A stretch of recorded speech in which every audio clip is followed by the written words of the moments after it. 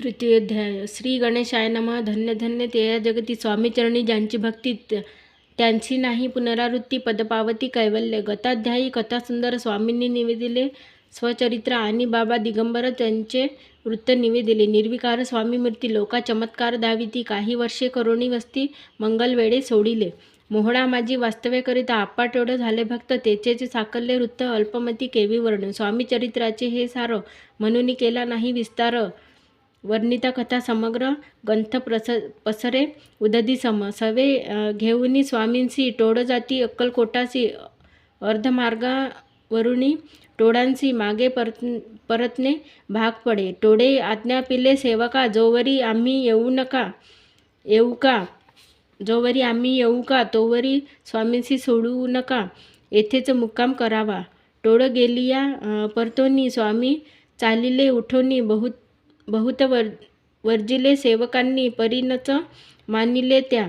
तेथून या निघाले अक्कलकोटाप्रती आले. ग्रामद्वारी बैसले यतिराज स्वच्छने.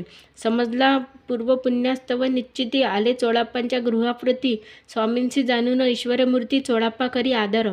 चोळाप्पांचे भाग्य उदेले यतिराज गृहाची आले. जैसी कामधेनू आपण बडे दरिद्री याच्या घरी जाय. पूर्वजन्म होते गाठी म्हणून घडल्या या गोष्टी. झाली स्वामीराज भेटी परमभाग्य तयांचे. धन्य तयांचे सदन जे स्वामींचे वास्तव्यस्थान.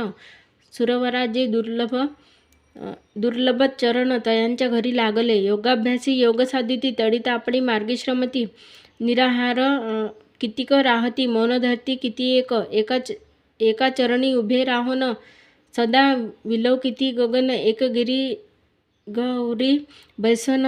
तपश्चर्या करिता ती एक पंचाग्नी साधन करीती. एक पवनाते भक्षिती कित्येक संन्यासी होती संसार अवघा सांडोनी. एक करीती कीर्तन एक मांडिती पूजन. एक करीती होम हवन एक षडकर्मे आचरिती. एक लोकानुपदेशिती. एक भजना माझी नाचती. एक ब्राह्मण भोजन करीती. एक बांधिती देवलाय. परिजयाचे चरण दुर्लभ सद्भक्ती वाचन. केलियासी नाना साधन भावाविन सर्व व्यर्थ. योगायागदिक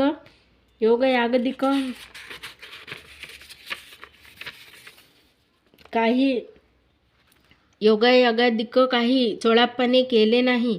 परी भक्तिस्तव पाही स्वामी आले सदनाते. तयाची देखोनिया भक्ती स्वामी तेथे भोजन करीती.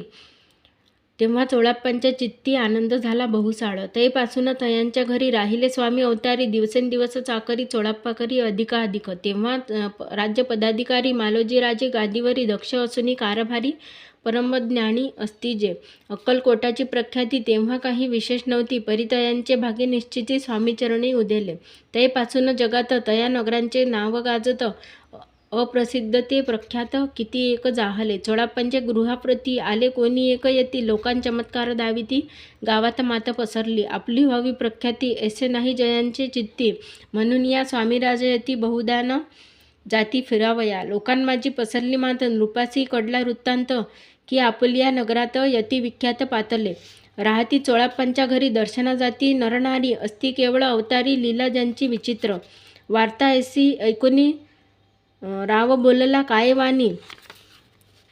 गावात यती येऊनी फार दिवस जाहले. परी आम्हा श्रुतपाही आजवरी जाहले नाही. आता जाऊनी लवलाही भेटू तया यतीवर्या. परी ते केवळ अंतर्ज्ञानी ऐसी वार्ता ऐकली कानी. हे सत्य तरी येऊनी आताच देती दर्शना. राव मुखांतुनी वाणी निघाली तोची यतीमूर्ती पुढे ठेली. सकळ सभा चकित झाली मती गुंगली रायाची. सिंहासना खाली उतरून राव घाली लोटांगण. प्रेमाश्रूंनी भरलं नयन कंठ झाला सद्वतीत. दृढ घातली मिठी चरणी चरण धुतले नेत्राश्रूंनी. मग तया हस्तकी धरुणी आसनावरी बैसविले. खून पटली अंतरी स्वामी केवळ अवतारी. अभक्ती पडोनी गेली दुरी चरणी भक्ती जडली ते.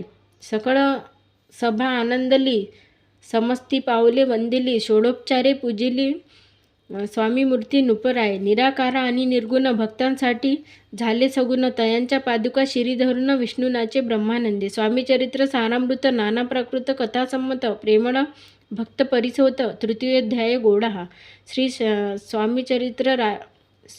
स्वामी राजार्पणमस्तु श्रीरस्तु शुभभवतु इति श्री स्वामीचरित्र सारामृत अक्कलकोट नगर प्रवेशे तृतीयोध्याय. श्री स्वामी समर्थ माऊली की जय.